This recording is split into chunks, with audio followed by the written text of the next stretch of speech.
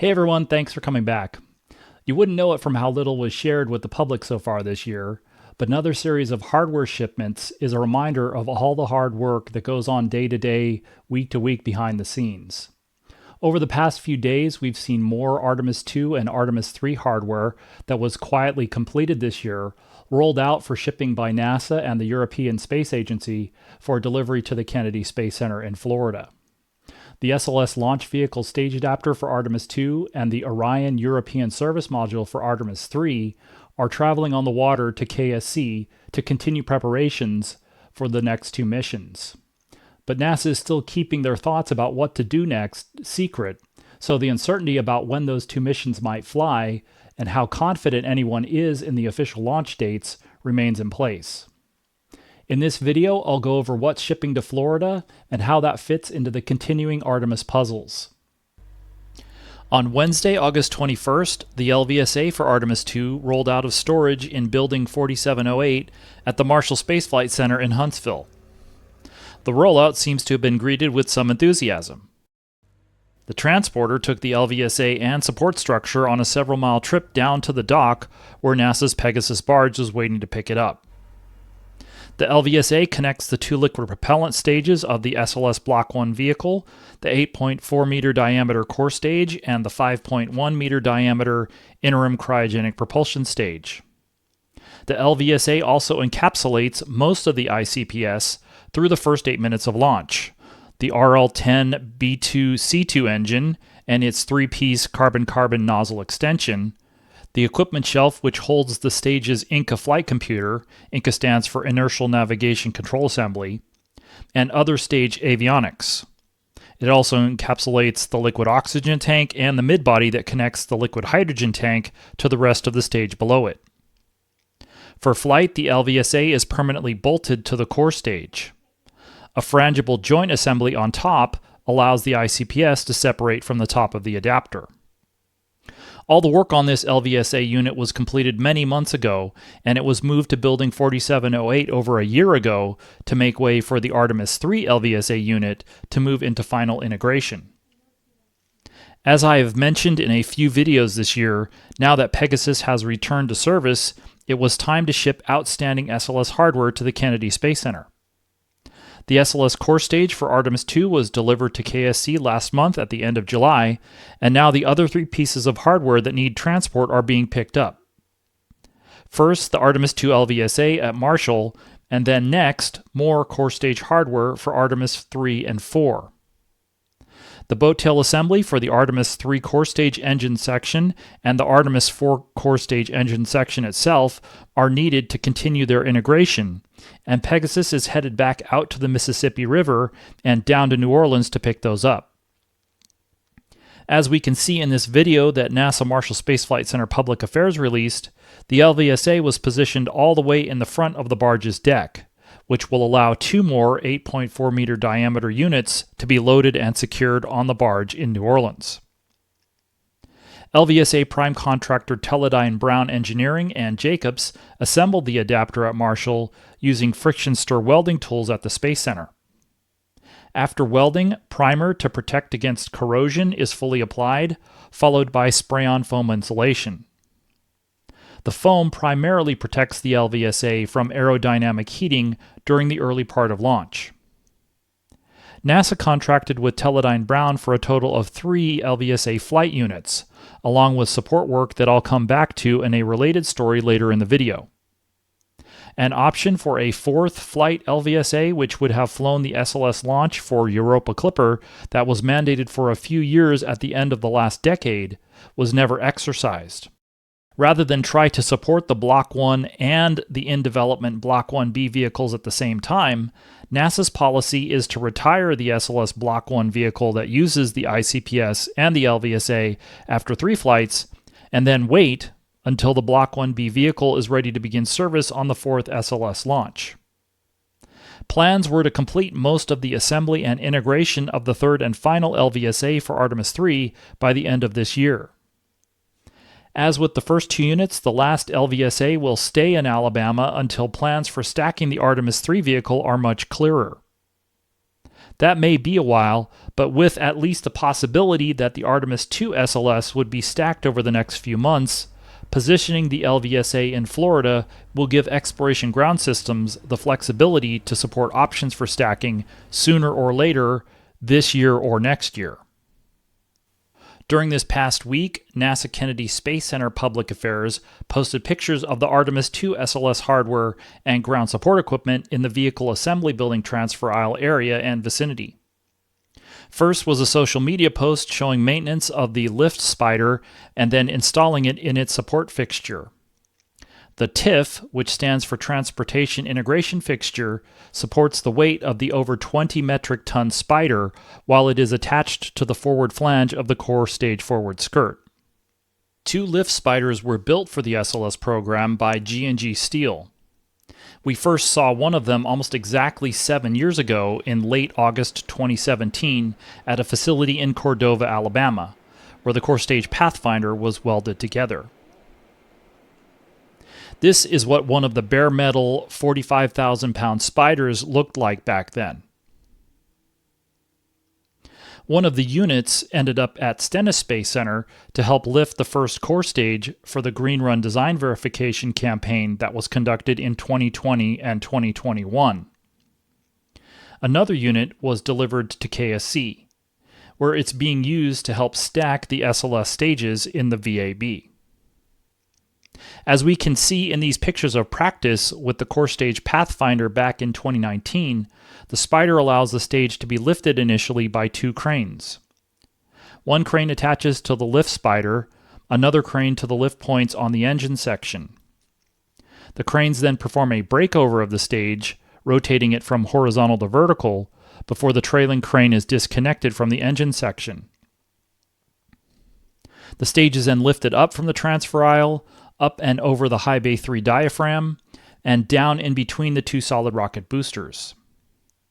Speaking of the stage, another social media post published a few pictures of the Artemis II core stage as it lies in the transfer aisle for the next several weeks. In these pictures, we can see that environmental enclosures have been set up in areas of the system's tunnel to support installation of flight termination system components. We also see some of the purge equipment being used to keep the RS-25 engines and the dry volumes of the stage, the engine section, inner tank, and forward skirt, air-conditioned. The VAB does not have full air conditioning, so portable purge equipment keeps the hot, humid summer Florida air from getting the stage avionics and main propulsion system equipment too humid or too hot. The RS-25 engine hardware also prefers dry, conditioned air. It's an open question when the core stage will be stacked in the VAB. The SLS hardware very likely could support stacking in September, but NASA has not decided when to begin those operations.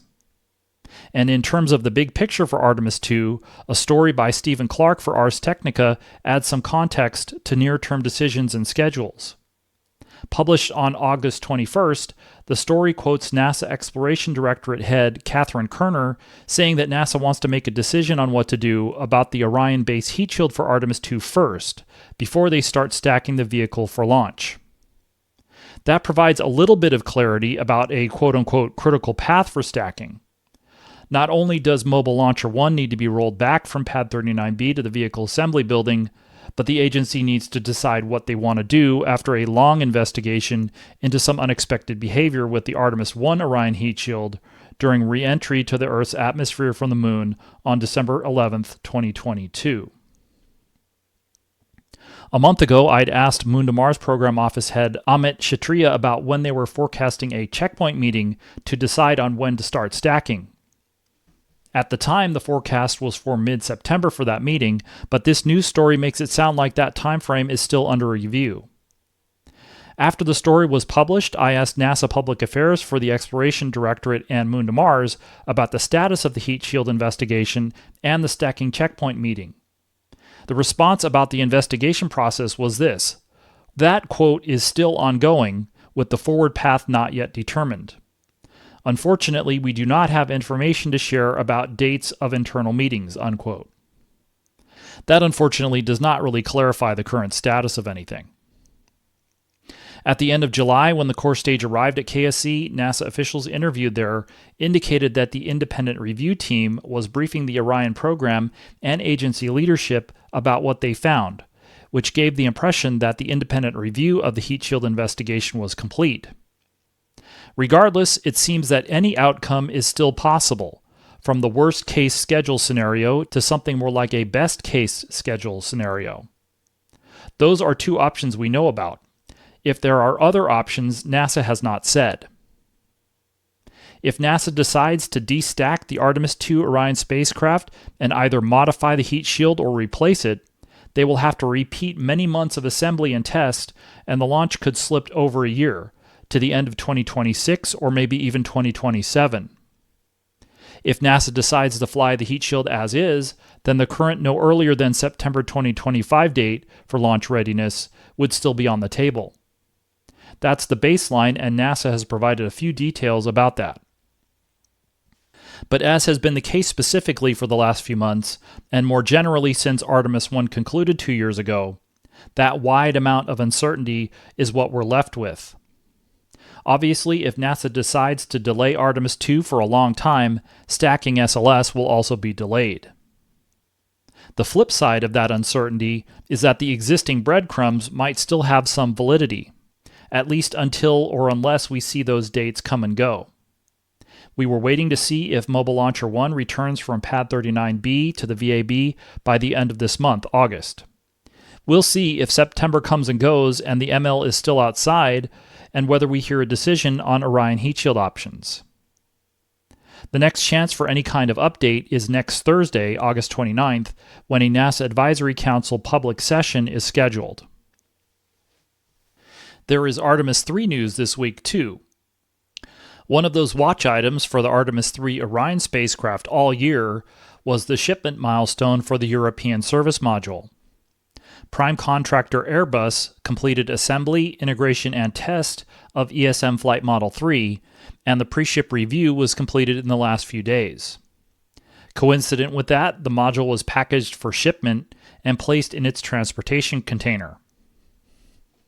The ESM has multiple subsystems.